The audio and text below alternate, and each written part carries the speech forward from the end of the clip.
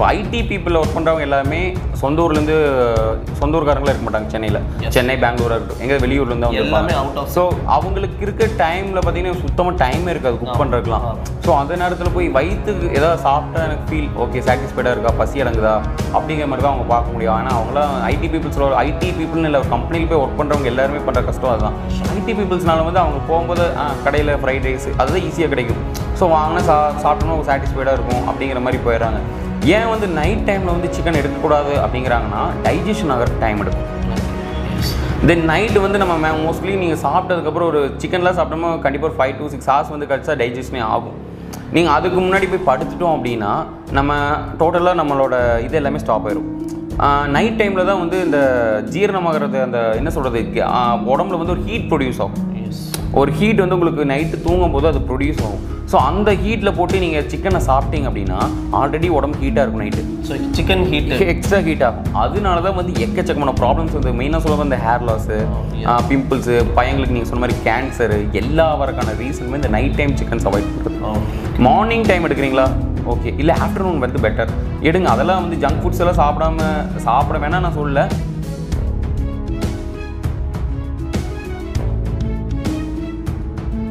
Hi Chennai tax viewers, எல்லாருக்கும் வணக்கம். So இன்னைக்கு வந்து சாமிநாதன் அப்படின்றது எல்லாருக்கும் தெரிஞ்ச விஷயந்தான். இவர்கிட்ட என்ன அப்படி ஸ்பெஷல் அப்படின்னா யூடியூப்பை பொறுத்த வரைக்கும் நம்ம ஒரு ஹெல்த் டிப்ஸாக இருக்கட்டும் இல்லை பியூட்டி டிப்ஸாக இருக்கட்டும், இன்றைக்கி நம்மளுக்கு ஏதாவது ஒரு விஷயம் தெரியணும் அப்படின்னா நம்ம உடனே எடுக்கிறது ஃபோன் எடுத்து பார்க்குறது யூடியூப் தான். இன்றைக்கி வந்து சோசியல் மீடியா வந்து அந்தளவுக்கு ஃபாஸ்ட்டாக போயிட்டு இருக்கு அப்படின்னு கூட சொல்லலாம். ஏன்னா அந்த யூடியூப்பில் வந்து நம்ம ஒரு வீடியோ பார்க்குறப்ப 10 நிமிஷம் 20 நிமிஷம்னு வீடியோ தொடர்ந்து போய் நம்மளுக்கு தேவையான மெசேஜ் கிடைக்கிறதுக்கு நம்ம வெயிட் பண்ணி அதனால் நம்மளுக்கு ஸ்ட்ரெஸ் ஆகும். ஒரு சில நேரம் என்னடா அப்படி பேசிக்கிட்டே இருக்கான் அப்படின்னு சொல்லிட்டு ஸ்கிப் பண்ணிட்டு போகிற அளவுக்கு நம்மளுக்கு அந்த வீடியோஸ்லாம் லென்த்தாக போய்கிட்டு இருக்கும். பட் ஆனால் சாமிநாதன் ஸ்பெஷல் பார்த்தீங்கன்னா 10 நிமிஷத்தில் சொல்ல வேண்டிய விஷயத்த ஒரே நிமிஷத்தில் சொல்லிட்டு போவார். அதுதான் ப்ளஸ். இன்ஸ்டாகிராமில் போயிட்டு சாமிநாதன் அப்படின்னு நீங்கள் போட்டிங்க அப்படின்னா ஒவ்வொரு டிப்ஸும் வந்து பார்த்தீங்கன்னா 1 minute ரீல்ஸில் தான் இருக்கும். அவர் பியூட்டி டிப்ஸாக இருக்கட்டும், ஹெல்த் டிப்ஸாக இருக்கட்டும், எந்த ஒரு வீடியோவுமே வந்து சொல்ல வராத ஆன் த ஸ்பாட்டில் டக்குன்னு சொல்லிட்டு போவாப்ல. அதுதான் ஸ்பெஷல். அப்படிப்பட்டவர் தான் இன்னைக்கு நம்ம பார்க்க வந்திருக்கோம். வணக்கம் சாமி. வணக்கம் ப்ரோ, எப்படி இருக்கீங்க? நல்லா இருக்கும் ப்ரோ, நீங்கள் எப்படி இருக்கீங்க? Super super super super. நம்ம வெள்ளக்கோயிலில் இருந்து சாமிநாதன் வந்து பார்த்தீங்கன்னா இன்னைக்கு வந்து எதனால இந்த 1 minute வீடியோஸ் நான் பண்ணுறேன் அப்படின்றத உங்களுக்கு சொல்ல போகிறாரு. அது மட்டும் இல்லை, இவர் வந்து நிறைய பிஸ்னஸ்லாம் பண்ணிக்கிட்டு இருக்காப்புல. அதுவும் இல்லாமல் இன்னும் நிறைய டிப்ஸ்லாம் உங்களுக்கு கொடுக்கணும் அப்படின்ற மாதிரி சொல்லியிருக்காரு. ஸோ ஒவ்வொன்றா நம்ம பார்க்கலாம் வாங்க. ப்ரோ சொல்லுங்க ப்ரோ, எப்படி இருக்கீங்க? வீட்டில் எல்லாம் எப்படி இருக்கீங்க? எல்லாரும் நல்லா இருக்கும். நீங்கள் எப்படி இருக்கீங்க? நல்லா இருக்கும் ப்ரோ. Super bro. 1 minute வீடியோவில் வந்து பார்த்தீங்கன்னா இன்ஸ்டாகிராமில் வந்து எவ்வளோ ஃபாலோவர்ஸ் எப்படி உங்களுக்கு இந்த ஐடியா கிடச்சிச்சு?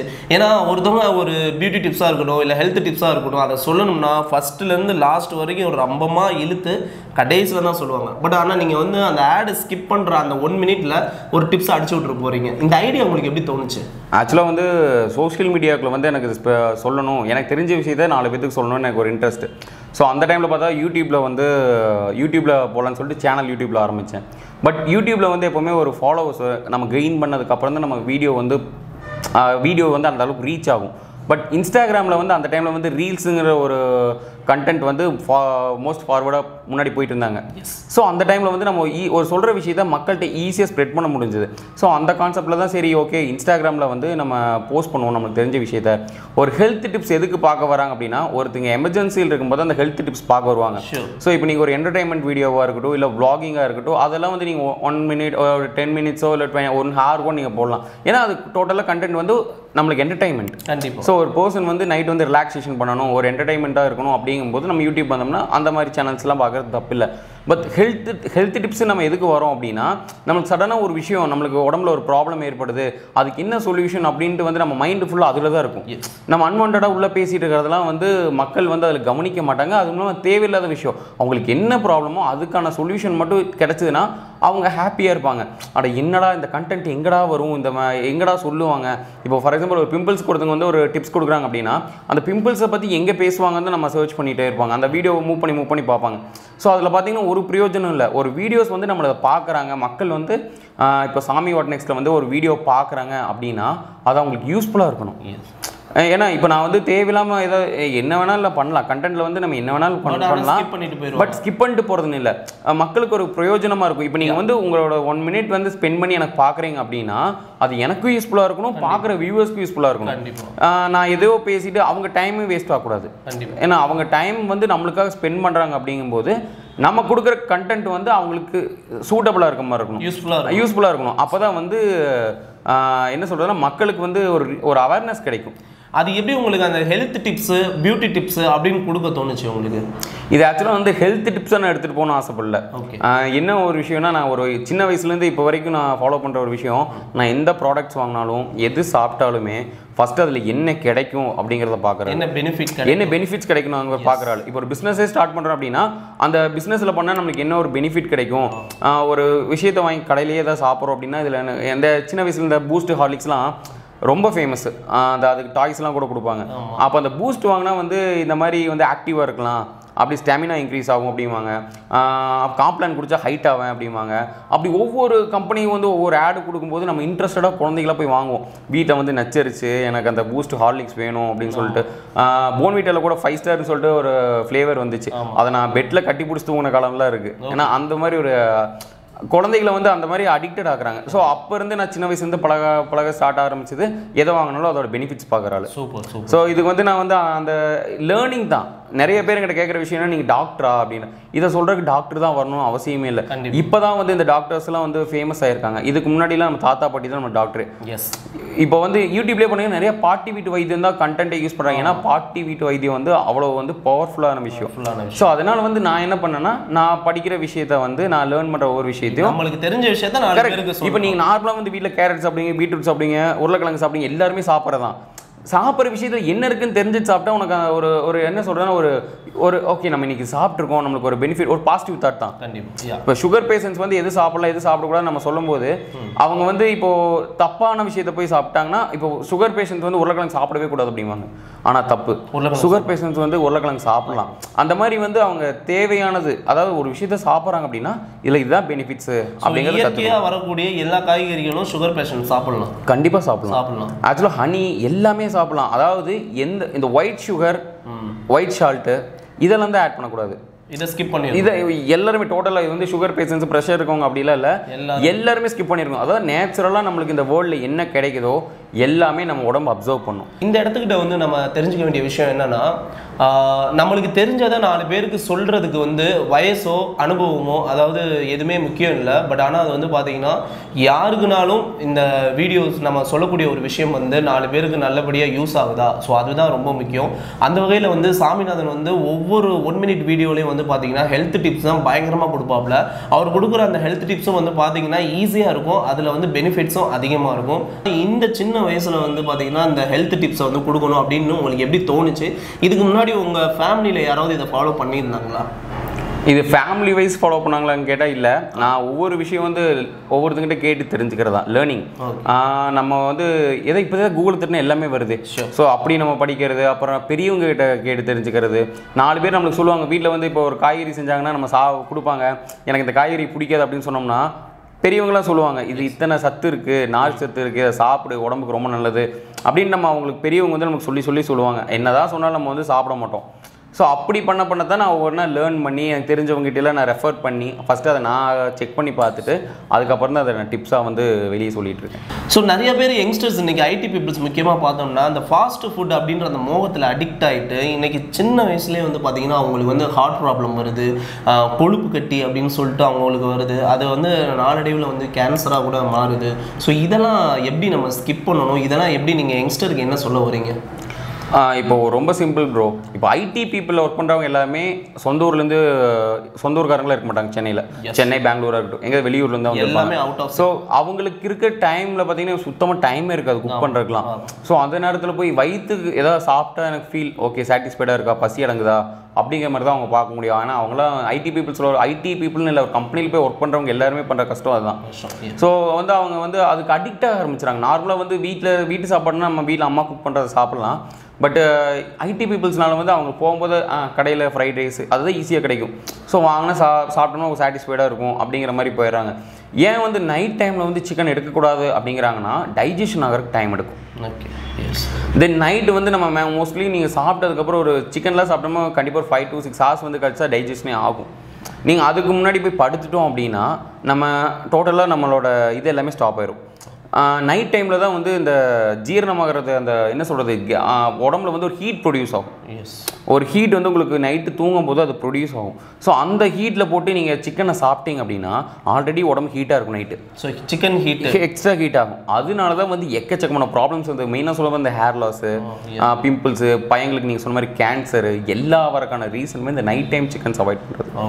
மார்னிங் டைம் எடுக்கிறீங்களா ஓகே, இல்லை ஆஃப்டர்நூன் வந்து பெட்டர் எடுங்க. அதெல்லாம் வந்து ஜங்க் ஃபுட்ஸ் எல்லாம் சாப்பிட வேணாம் நான் சொல்லலை. முடிஞ்ச அளவுக்கு நைட் டைம் வந்து ஒரு லைட் ஃபுட்டாக போய்க்கணும்.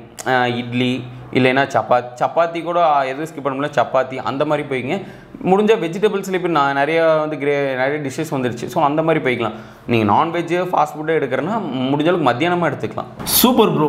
இந்த சின்ன வயசில் வந்து பார்த்தீங்கன்னா எல்லாருமே வந்து கேம் ஆடிட்டு ஸோ ஆன்லைனில் வந்து மூவிஸ்லாம் பார்த்துட்டு ஸோ அவங்க லைஃப் ஸ்டைலில் வந்து பார்த்தீங்கன்னா நிறைய ஏதோ பெரிய ஒரு இது மாதிரி கொண்டு போய்கிட்டு இருக்க பரபரப்பான இந்த காலகட்டத்தில் உட்காந்து மக்களுக்கு இதை பண்ணுங்க அப்படின்னு சொல்லிட்டு 1 minute வீடியோ உங்களால் என்னால் சோசியல் மீடியாவில் என்னோட பங்கு ஒரு மக்களுக்கு நல்ல விஷயம் சொல்லணும் அப்படின்றதுனால இவ்வளோ நீங்கள் கிளியராக சொல்கிறீங்க.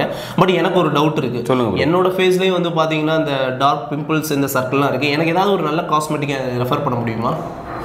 மக்கள் வந்து எடுத்துனே வந்து காஸ்மெட்டிக் தான். ஏன்னா எந்த ஒரு விஷயமா இருந்தாலும் இப்போ பியர்டு க்ரோத் ஆகலை அப்படின்னா பியர்ட் ஆயில் பிகாஸ் எனக்கு இன்ஸ்டண்ட்டாக ரிசல்ட். ஏன்னா கரெக்ட், நான் அதை சொல்ல வரேன். இப்போ ஒரு விஷயம் யாராக இருந்தாலுமே இன்க்ளூடிங் நானுமே அப்படி தான் பண்ணிட்டு இருந்தேன். இப்போ எனக்கு ஒரு ரிசல்ட் வேணும் அப்படின்னா அமேசான் இருக்குது, ஃப்ளிப்கார்ட் இருக்குது, தட்டினமா பியர்ட் ஆயிலும் போடுறது, அதில் ஒரு பிராண்டை பார்த்துறது, அந்த பிராண்டை வந்து யூடியூப்பில் சர்ச் பண்ணுறது, யாராவது ரிவ்யூ கொடுத்துருக்காங்களா, அவங்க நல்லா ஃபுல்லாக தாடி வச்சுட்டு ரிவ்யூ கொடுத்துருந்தாங்கன்னா ஓகே இந்த பியர்டை யூஸ் பண்ணால் வந்து வருமாட்டிருக்கு பியர்டுன்னு சொல்லிட்டு நம்ம வாங்கிடுறோம். ஆனால் உண்மையாலும் சொல்கிறேன், நீங்கள் எந்த ஒரு காஸ்மெட்டிக்ஸாக இருக்கட்டும், பியர்ட் ஆயிலாக இருக்கட்டும், பியர்ட் ஆயிலாக போட்டால் பியர்டுக்கு சத்தியமாக வராது. பியர்ட் ஆயில் எதுக்கு யூஸ் பண்ணோன்னா பியர்ட் ஆயில் வந்து ஒரு பூஸ்ட் நம்மளை பூஸ்ட் பண்ணி கொடுக்கும்.